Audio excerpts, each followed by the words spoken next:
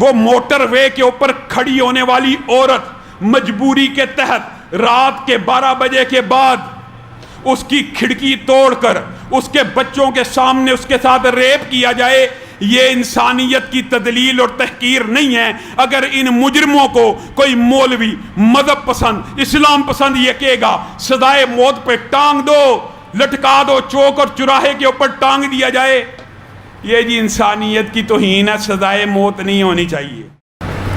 معزز سامعین گرامی قدر، وطن عزیز کے اندر کئی سال سے، اب تو کئی سال کی بات آ گئی، کئی سال سے ریپ کے واقعات ہو رہے ہیں، چھوٹی بچیوں سے لے کر بوڑھی عمر تک کی خواتین کوئی بھی اس ہراسمنٹ سے محفوظ نہیں ہے۔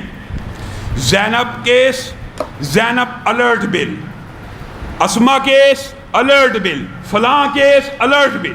گزشتہ دنوں 5 سال کی بچی، خیبر پختونخوا کی بچیاں، پنجاب اور قصور کی بچیاں، سینکڑوں کیس آپ کے سامنے آ چکے ہیں، اور ان کیسوں کو مد نظر رکھتے ہوئے جب پارلیمنٹ کے اندر کوئی بندہ دینی مزاج کا بل پیش کرتا ہے، یا دینی مزاج کا نہ بھی ہو، عمرانی معاہدات کے تحت یا معاشرتی طور پہ بل پیش کرتا ہے کہ ان لوگوں کو سر عام سزائے موت دی جائے، پتہ نہیں اسلام دشمن پارلیمنٹیرینز کو کیا تکلیف ہوتی ہے، کس قسم کا ان کے اندر سے غبار اٹھتا ہے۔ فواد چودھری صاحب کا بیان منظر عام پہ آ جاتا ہے کہ سزائے موت انسانیت کی تحقیر ہے۔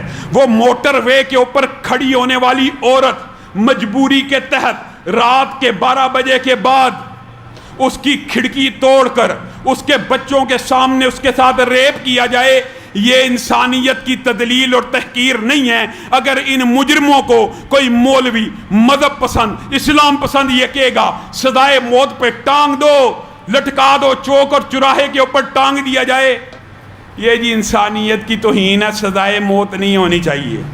مجھے بتائیے اس کام کے اندر جب بھی بل پیش ہوتا ہے، حیران کن بات یہ ہے، اپنی طرف سے رائٹسٹ اور لیفٹسٹ کی تقسیم کرنے والی سیاسی پارٹیاں بھی جب بھی اس قسم کا بل پیش ہوتا ہے، مخالفت کی ہے کس نے؟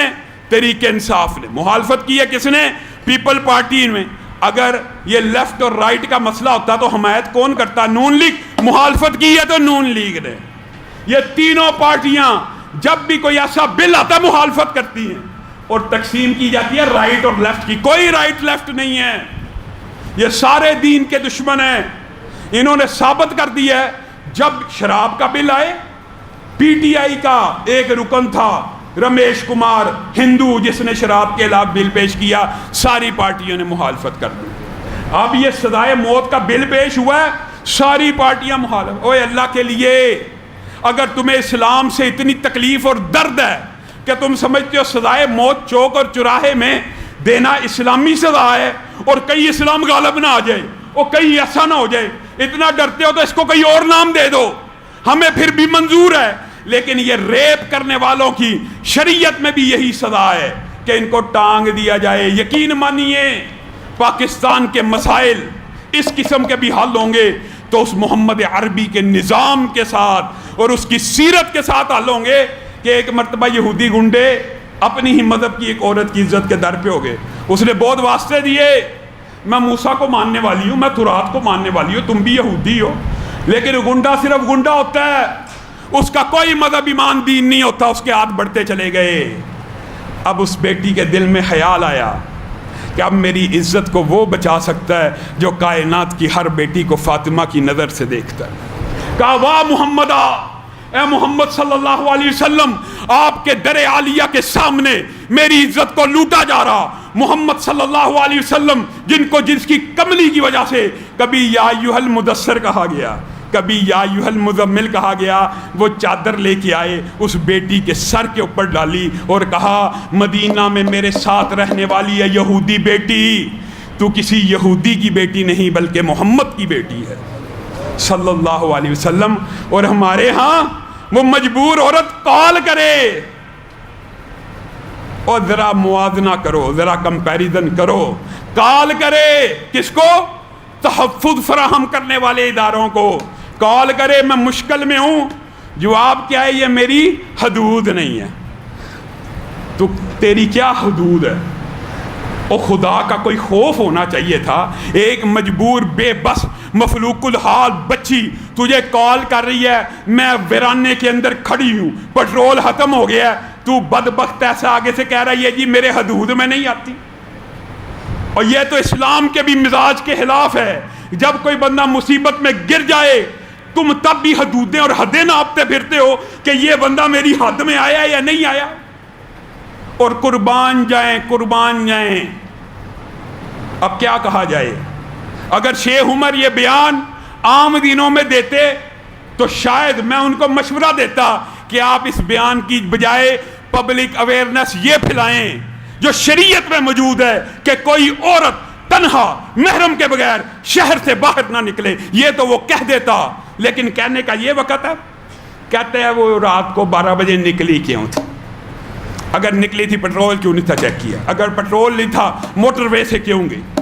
اس طرح کے بیانات، یہ موقع ہے اگر آپ پبلک اویئرنیس کے یہ بیانات دینا چاہتے ہیں تو بعد میں دیجئے کہ کوئی عورت اکیلی گھر سے نہ نکلے محرم کے بغیر، ہم بھی آپ کا ساتھ دیں گے۔ لیکن جس وقت ظلم ہو جائے، برپا ہو جائے، بجائے یہ کہ ملزموں کو پکڑا جائے، آپ یہ بیانات دینا شروع کرتے کہ وہ نکلی کیوں سے۔ یہ ہمارے معاشرے کا ظلم ہے۔ یہ حدود جی ہماری نہیں آتی، یہ حدود کس کی آتی ہے؟ یہ مسائل اگر آپ نے حل کرنے ہیں اور اگر آپ چاہتے ہیں تو یقین مانیے آپ سب کو بھی میں مخاطب ہو کے کہہ رہا ہوں، سیاست کے اندر ہوش سے ووٹ ڈالیے۔ آپ کا یہ نقطہ نظر ہے، آپ نے یہ نقطہ نظر پیش کیا ہوا معاشرے کے اندر، مولوی کا، نیک بندے کا سیاست میں کیا کام ہے؟ سیاست ہے ہی چوروں لٹیروں کا کام ہے، پھر آپ پریشان کیوں ہیں؟ پھر کرنے دیں ان چوروں لٹیروں کو حکومت اپنے اوپر۔ جب آپ چاہتے ہی نہیں کہ کوئی نیک بندہ، کوئی دیندار بندہ سیاست میں آگے آئے، اور اگر کوئی بات کر بھی لے، یہ جی مولوی سیٹ کے لیے اکٹھے ہو گئے ہیں، مولوی اسلام کے نام پہ نہیں، اسلام آباد کے نام پہ اکٹھے ہو گئے ہیں، اور تو بدبخت کارپوریشن کے لیے اکٹھا ہوتا ہے یا لوگوں کی صفائی کے لیے الیکشن لڑتا ہے، تو بھی سیٹ کے لیے الیکشن لڑتا ہے۔ یہ عجیب فلسفہ پیش کیا ہے سیکولر پارٹیوں نے مولوی کے خلاف، عجیب فلسفہ۔ یہ جی مولوی جو ختم نبوت کے اوپر اکٹھے ہوئے ہیں، یہ سیاست کے لیے اکٹھے ہوئے ہیں۔ سیاست مولوی کا حق نہیں ہے، تیرا حق ہے۔ سیاست کے لیے بالفرض اکٹھے ہو بھی گئے ہیں، یہ جی کرسی کے لیے، تو الیکشن کس کے لیے لڑتا ہے؟ الیکشن جیت کے تو کرسی نہیں حاصل کرتا۔ یہ سارے سیکولرزم کے فلسفے ہیں جنہوں نے آپ کے ذہن میں یہ بات ڈال دی ہے کہ نیک لوگوں کا سیاست کے ساتھ کام نہیں۔